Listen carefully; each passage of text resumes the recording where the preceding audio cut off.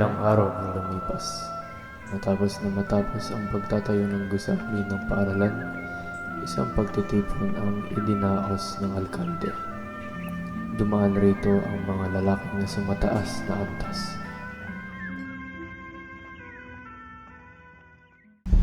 Masyadong malaki ang ginastos para sa gusaling ito. Yan ang problema sa mga Indio kapag may kaunting kaalaman na, nagsisimulang magpanggap. Kaya Clark, alam mo lang kung gano'ng mahirap para sa akin at pigilan ang sarili ko. Lahat ng mga tambay ay pupunta sa Europa at pagbalik nila, nagpapanggap na henyo.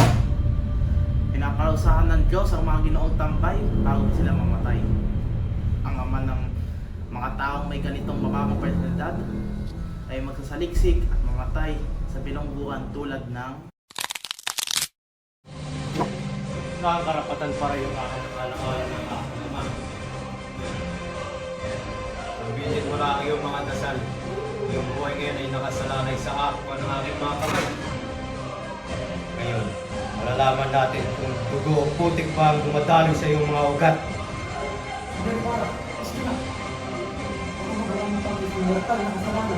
Huwag kayo lumapit. Anong kinakatakutan mo? Na matakpan ng aking mga daliri ng kanyang maruming dugo? Tenor, ako ba yan? Huwag na huwag mong sirain ang pangalan ng aking ama. Ang aking ama ay isang mabuting tao na ginawa ang lahat upang matulungan ang mga tao sa San Diego habang pinanood mo lang sila naghihirap. Pinahirapan mo ang buhay ng mga taong tinatawag mong Indios sa masamang sumpain na praile.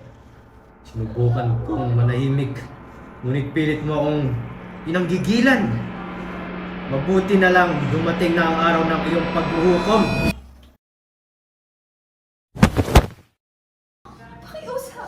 Pakiusap. Huwag mong gawin. Gusto ng Krisosto mo. Pag mahal mo talaga ako, nakikiusap ako na huwag papatayin ng ninong ko.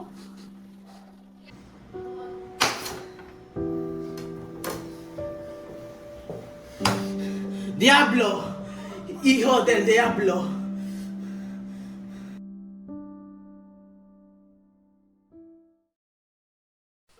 Kinabukasan, sa bahay ni Kapitan Tiago. Anak, bakit ikaw umiiyak? Tia, si Krisosto mo ay na-excommunicado. Huwag ikaw umiyak, anak. Mapapatawad din siya ni Padre Damaso. At mawawala ang kanyang excommunication. Hindi yun ang dahilan, Tia Isabel. Kundi ang katotohanan. Ipinagbawal sa akin ng Papa na makita at makausap si Ibarra. Ngunit bakit? Ano ang dahilan niya? Hindi ko alam, Tia. Ngunit sigurado ako may kinalaman ang ninong ko. Isabel, ito na nang inaasahan ko. Ito ay isang malaking problema. Anong iniisip mo, Tiago? Sabihin mo kung ano ang nangyari sa kumbento. Si Padre Damaso, inutusan niya sa akin na patuloyin ang ugnayan sa pagitan nila Maria ni Crisostomo. At pumayag ka naman.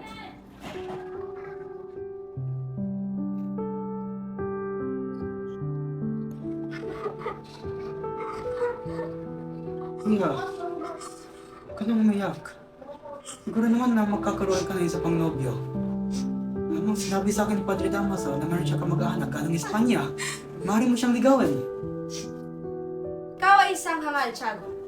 Akala mo ba, ang anak mo ay maaaring magpalit katulad ng pagkapalit niya ng damit?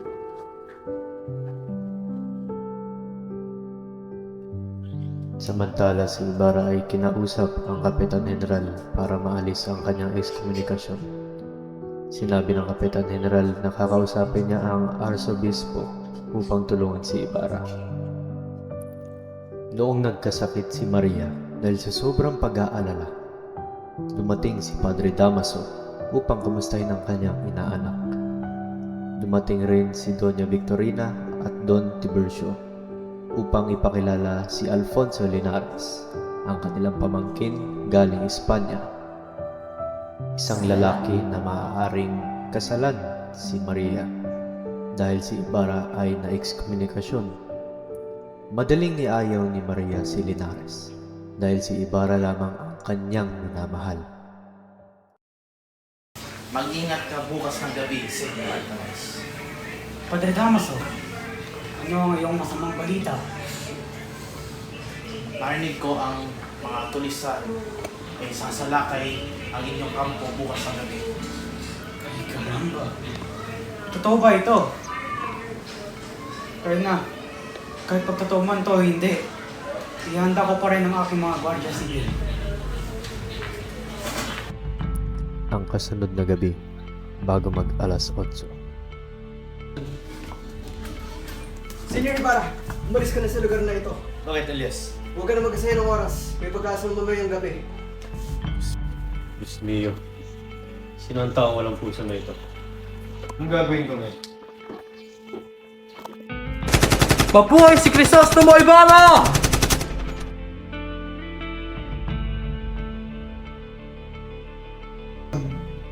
Tapos na ang balak. Ano na akong magagawa pa? Wala akong dito makas. Abre la puerte sa ngalan ng hari ng Espanya o papasukin namin kayo ng puwersahan. Tago ka na, Elias. Alam. Nakikita rin tayo, Senyor Ibarra.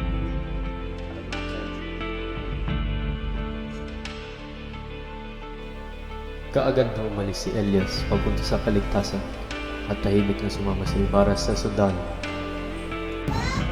Saan mo ko dadalhin? Sa baba, kung saan ako mga rebelde ay namumuto sa ilang buwan. Huwag dapat makuha ang Espanya ng mga kayamanan ni Senyor Ibarra. Walang bala.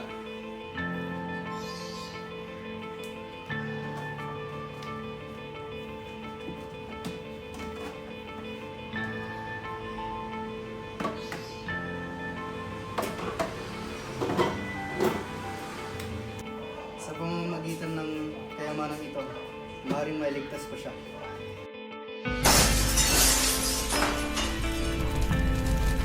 At iniisip ang lahat ng mga papeles na maaaring magpahamak kay Ibarra, sinunod ni Elias ang bahay.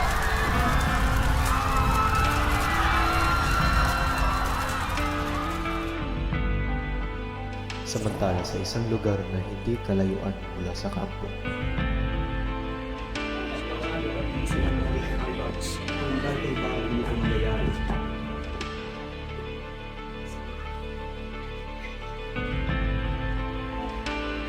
Your affairs. Wala akong kinalaman sa nangyayari. Sa bahay at nagpapahinga ako ng mga oras na yun. Plano lang ito upang idawit ako. Saksi ang mga kasama ko noon na wala akong kinalaman dito. Senyor Ibarra, hindi mo kailangan magpaliwanag sa akin. Hindi nakasalaylay sa akin ang pasya. Bilang isang mabuting sundalo, ginagawa ko lang ang aking tungkulin. At i-aresto ang mga tao na siguro sila ay may kinalaman sa nangyari kagabi. pagkatapos ng ilang araw mula nang maikulong si Ibarra, sa bahay naman ni Kapitan Tiago. Padre Salvi, Inisita ni Padre Salvi si Kapitan Tiago upang tuluyang sabihin ang totoo. ano po ang ginagawa niyo sa aking tahanan? Nais ko po rin kausapin doon. May kailangan po kayo nila. Ako, Padre, sumunod lang po kayo sa akin.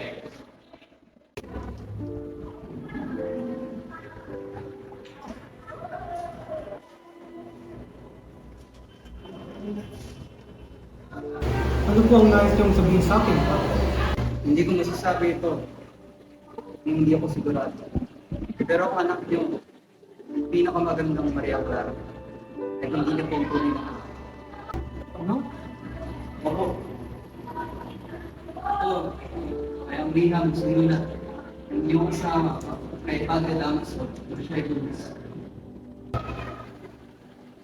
Hindi. Hindi ko paniwala. Hindi ako nagsisinungaling ba? Ngunit, bakit hindi ito binanggit sa akin ni Pia? Hindi niya ba ako tunay na mahal? Hindi ko alam, pero sa tingin ko mahal ka pa rin ng asawa. Paano mo yun nasabi? Umupo ka, Kapitan. Huwag mo ko sigawan. Pamanhin ako, Padre. Ayon ko sa sinabi ko. Sa tingin ko, yung dahilan kung bakit hindi ko binanggit ang iyong asawa ay dahil sa tatay. dapat nang sa kanya at sa iyo. Alam mo naman ang nangyari ng mga kapatid. Noong nakuha ko ng balita, hindi ako makapaniwala. Nagtanong ako sa mga ibang kultura mula sa bayan. At karamihan nagsabi na ito. Ano? Patapusin mo muna ako. Wala sa sinabi nila sa akin. Meron nagawang makasalanan si Padre Damaso sa inyong asawa. Wag. Huwag niyo na po sabihin sa akin. Dahil alam ko na. Kung gayon, sasabihin ko sa iyo ngayon, huwag mong kalabanin si Padre Damaso. At huwag mo siyang tapatan. Hindi ka mananalo. Iwanan ko rin kayo, Don Tiago.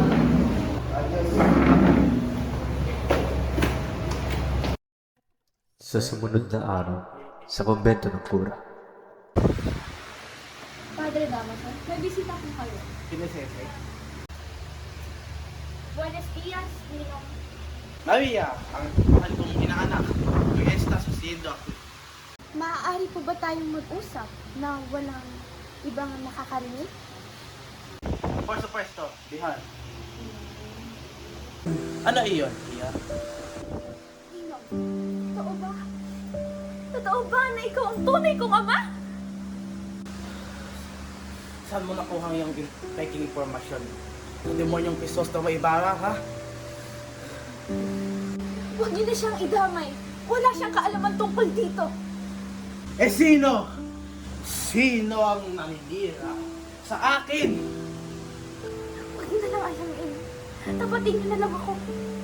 Kayo ba ang tunay kong ama? Kaya pala hindi niyo ito sinasabi sa akin. Kasuklam-suklam ang katotohanan na ito. Dahil pag nalaman ito ng lahat, makakasira ito sa iyo. Maria, anak, Huwag niyo akong hawakan! Hindi ako makapaniwala na ang buong pagkatao ko ay isang pagpagpanggap na kasinungalingan. Pinalaki niyo akong lahat ng takot sa Diyos. Ngunit ikaw na tunay kong ama, ay isang makasalanang praile!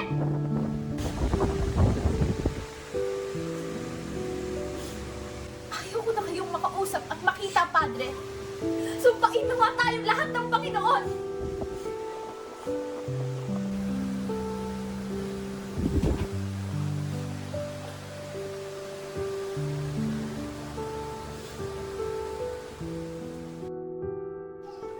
isang gabi, sa pamamagitan ng maayos na plano, natagumpay si Elias at ang kanyang grupo ng mga lalaki sa Sabdue sa bantay ng bilangguan nang hindi gumagamit ng baril. Maikling panahon pagkatapos at natakas nila si Ibarra. Sa tingin ko wala nang humahabol sa atin. Saan mo gusto pumunta, Senyor Ibarra? Bahay ni Maria Clara Elias. Bago ako umalis, kailangan ko siyang makita at makausap sa lahat ng paraan. Si Maria Clara na hindi makatulog dahil sa mga bumabalik na alaala ay nag-iisa sa azotea nang biglang Dios mío, si Crisostomo! sumumpa ako sa akin na magawin kitang masaya. Bago ako umalis, narito ako upang tiyakin sa iyo na aking pagpapatawad. Kung hindi ka na maguluhan, ngayong buti ng natitirang bahagi sa buhay. Hindi mo sasabihin ngayon kung alam mo ang buhay ko kamo. Ngayon, alam ko na kung sino ang tunay ko. Siya ang humadlang sa pagmamahal ko sa iyo. Maliban na lamang kung patatawarin ka niya sa pagkakasira mo sa kanya. Ano? Ang ama ko ay hindi si Kapitan Tiago. Doon nakasalalay ang kawagan ng aking kapanganakan. Hindi ko alam kung ano ang gagawin. Kung mag-asawa tayo, ang lalaking may hawak ng lihim na ito ay nagsabing siya ay mapipilitang ibunyag sa publiko ang tunay kong ama. Wala akong ibang pagpipilian dahil sa kabanatan ng pinatay na alaala ng aking ina, ang dangal ng aking naasahang ama, at ang kabanalan na kaakibat sa tunay na pangalan. Patawarin mo ako, Crisostomo. Ako ang dapat humingi ng tawad, Maria Clara.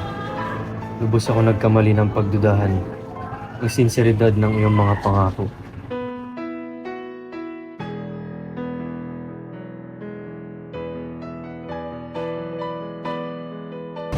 saan narating, mananatiling katangi sa aking puso ang pag-ibig kong laging namatapat sa akin. Paalam, aking mahal.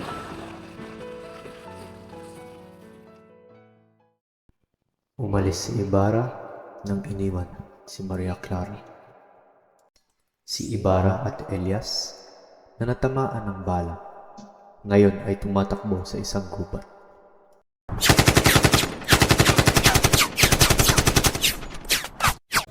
Yes. Samahan ka. Ayos lang ako. Nakarating na siguro ang balita ng iyong pagtakas. Itatago kita sa manduloy ng isang kaibigan. Hindi. Mas mabuti na sumama ka at mabuhay ka kasama ako. Mabubuhay tayo bilang tunay na magkapatid. May nakakita sa atin. Tara, tumakbo na tayo.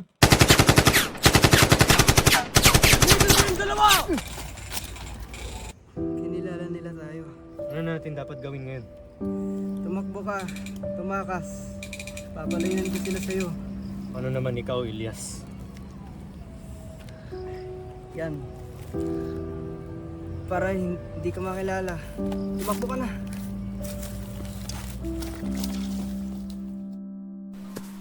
Hindi ko ito makakalimutan, Elias. Salamat. Dito siya! Barilin niyo na!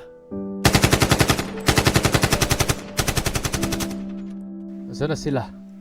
Huwag ka mag-alala. Natamaan sila. Hindi na magtatagal yung mga yan. Balik na tayo sa kampo at sabihin natin ang nangyari sa Alperes. Sa kabilang banda ng ilog, Nay! Nay!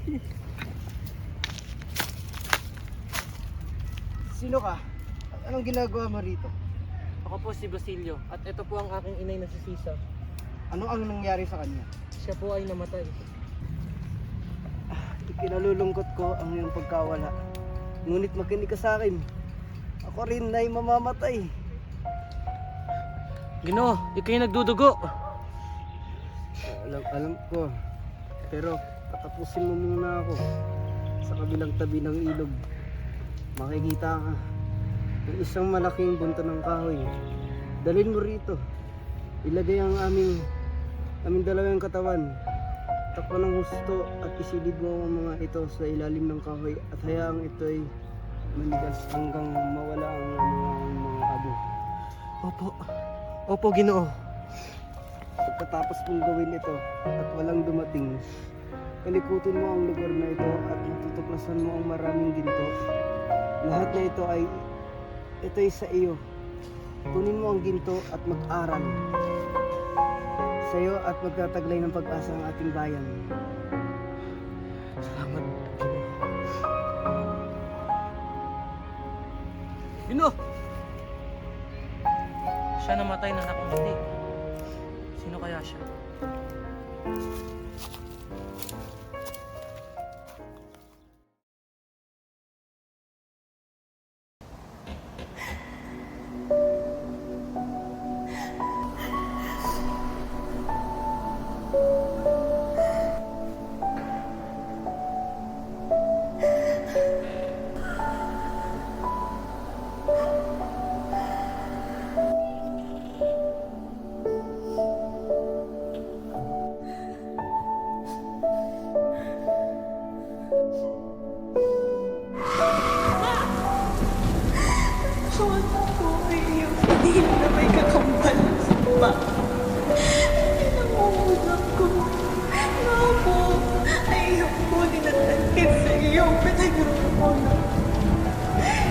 Kasama ang Panginoon Diyos kung sakaling